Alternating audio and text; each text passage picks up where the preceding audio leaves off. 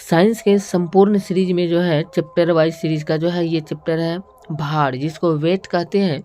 Wait से जुड़े सारे क्वेश्चन को इस वीडियो में कवर करने वाले हैं और इससे जुड़े एक भी क्वेश्चन बाहर नहीं आने वाले हैं।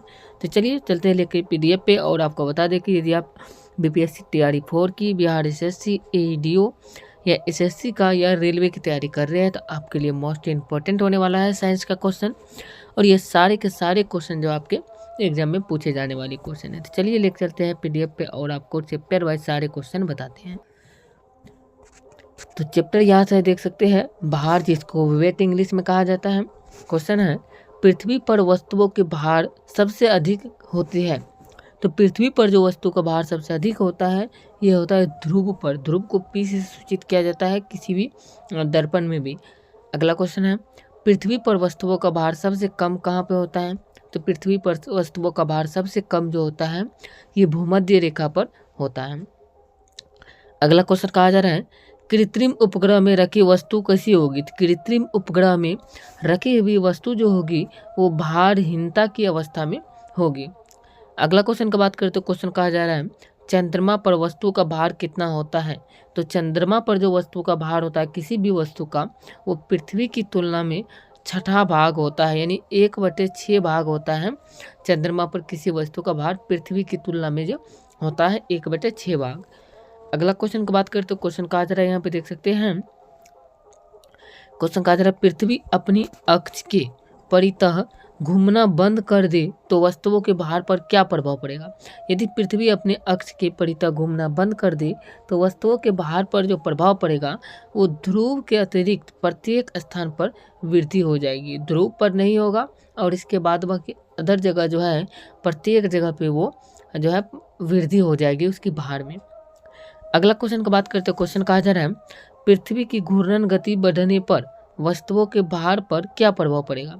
यदि पृथ्वी की घूर्णन गति बढ़ने पर बढ़ती है तो वस्तु के जो भार होगा वो ध्रुव के अतिरिक्त हर स्थान पर वस्तु के भार में कमी हो जाएगी। ध्रुव पर जैसा रहेगा वस्तु का भार वैसा ही रह जाएगा, लेकिन वहाँ पे वस्तु के भार जो अदर जगह पे है और प्रत्येक जगह जो है ध्रुव को छोड़ करके वहाँ पे सभी जगह भार में कमी आ जाएगी। अगला क्वेश्चन की बात करें तो क्वेश्चन कहा जा रहा है पृथ्वी की घूर्णन गति कम होने से वस्तुओं के भार पर प्रभाव कैसा पड़ेगा। तो पृथ्वी की घूर्णन गति कम होने से वस्तु के भार पर जो प्रभाव पड़ेगा वो ध्रुव के अतिरिक्त प्रत्येक स्थान पर वस्तु के भार में वृद्धि होगी। ध्रुव के अतिरिक्त प्रत्येक स्थान पर वस्तु के भार में जो है वृद्धि हो जाएगी। अगला क्वेश्चन कहा जा रहा है देख सकते हैं कि पृथ्वी पर भार का मान अक्षांश के साथ साथ क्या होता है। पृथ्वी पर जो है भार का मान जो होता है ये अक्षांश के साथ साथ ही परिवर्तित हो जाता है। तो पृथ्वी पर भार का मान अक्षांश के साथ साथ परिवर्तित हो जाता है। अगला क्वेश्चन है लिफ्ट के ऊपर जाने पर उस पर स्थित वस्तु का आभासी भार कैसा होगा। अगर लिफ्ट ऊपर की ओर जाता है तो उस पर स्थित वस्तु का जो आभासी भार जो होगा ये बढ़ जाएगा। अगला क्वेश्चन है लिफ्ट के नीचे जाने पर उस वस्तु पर स्थित वस्तु का आभासी भार क्या होगा। यदि लिफ्ट नीचे की ओर आता है तो उस पर जो वस्तु होगा उस वस्तु का आभासी भार जो होगा वो कम हो जाएगा, और यदि ऊपर जाता है तो भार बढ़ जाता है। अगला क्वेश्चन की बात करते तो क्वेश्चन कहा जा रहा है दुर्घटनावश लिफ्ट टूट जाने पर उस पर स्थित वस्तु का भार क्या हो जाएगा। यदि किसी कारणवश दुर्घटना हो जाती है यानी लिफ्ट टूट जाती है तो उस पर जो स्थित वस्तु जो होगा उसका जो भार होगा वो भारहीन हो जाएगा, मतलब वो भार जो है उसका न के बराबर हो जाएगा वहाँ पर जो है। अगला क्वेश्चन की बात करें तो वन लाइनर क्वेश्चन के रूप में है देख सकते हैं यहाँ पे। और क्वेश्चन कहा जा रहा है लिफ्ट के सामने चाल से ऊपर या नीचे जाने पर उस पर स्थित वस्तु का आभासी भार क्या होगा।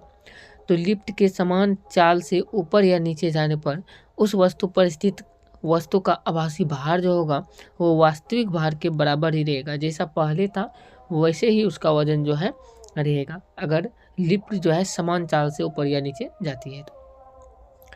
अगला क्वेश्चन है जंग लगने पर लोहे के भार में क्या परिवर्तन होगा। यदि जंग लगता है तो लोहे का भार जो होता है भार में वृद्धि हो जाती है, यानी लोहा का जो वजन होता है वो बढ़ जाता है जंग लगने पर। अगला क्वेश्चन की बात करते अब आ जाता है सरल लोलक से जुड़े। सरल लोलक से जुड़े, जिसे सिंपल पेंडिकुलम यानी जब पेंडुलम कहा जाता है, सिंपल पेंडुलम कहा जाता है सरल लोलक। इससे जुड़े सारे क्वेश्चन यहाँ पर देख सकते हैं और वन लाइनर क्वेश्चन के रूप में सारे क्वेश्चन हैं। तो सरल लोलक से जुड़े, सिंपल पेंडुलम से जुड़े क्वेश्चन कहा जा रहा है कृत्रिम उपग्रह में लोलक घड़ी कार्य नहीं करती है। जो कृत्रिम उपग्रह जो होता है इसमें लोलक घड़ी जो होता है ये कार्य नहीं करता है।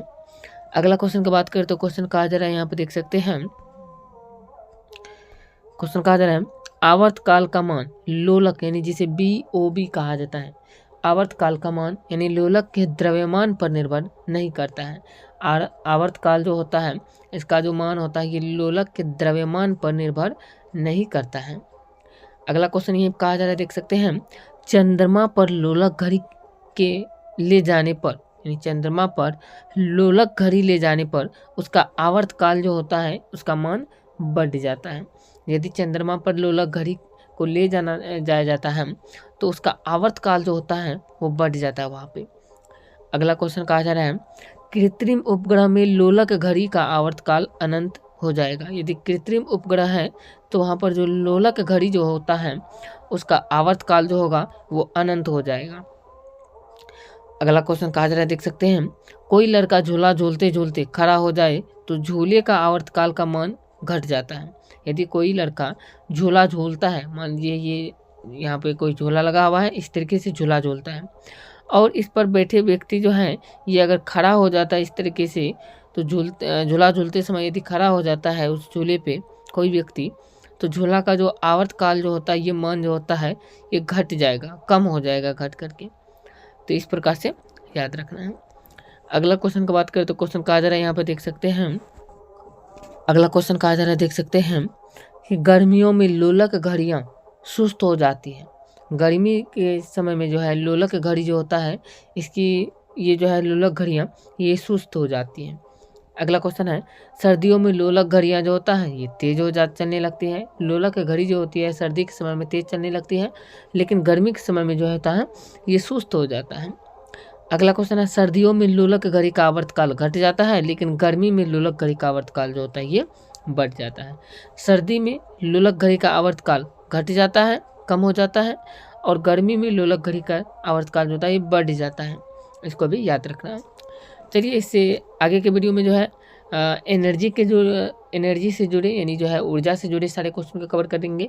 और उसके बाद जो है फिर अगला चैप्टर में जो है पदार्थ के गुण जितने भी हैं सारे गुण को कवर करने वाले हैं नेक्स्ट वीडियो में। पदार्थ से जुड़े एक भी क्वेश्चन नहीं छूटने वाला है। इसके अगले पार्ट में जाकर के जरूर देख लीजिएगा।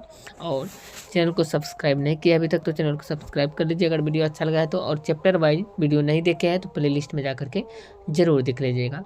प्लेलिस्ट में सारा वीडियो चैप्टर वाइज जो है साइंस का डाला गया है। जय हिंद।